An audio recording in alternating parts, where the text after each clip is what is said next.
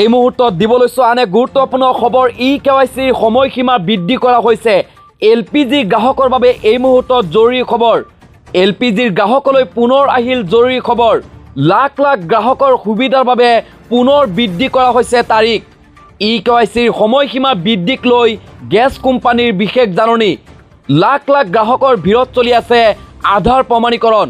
অত্যাধিক কাৰিকৰী হেঁচাৰ বাবে ডাউন হৈ পৰিছে চাৰ্ভাৰ সমস্যাৰ বাবে গেছ এজেঞ্চিত দীঘলীয়া শাৰী পৰিলক্ষিত হৈছে। গ্ৰাহকৰ সমস্যা দূৰীকৰণৰ বাবে গেছ কোম্পানীৰ বৃহৎ পদক্ষেপ। 23 আগষ্টলৈকে বৃদ্ধি কৰা হৈছে ই-কেৱাইচিৰ সময়সীমা।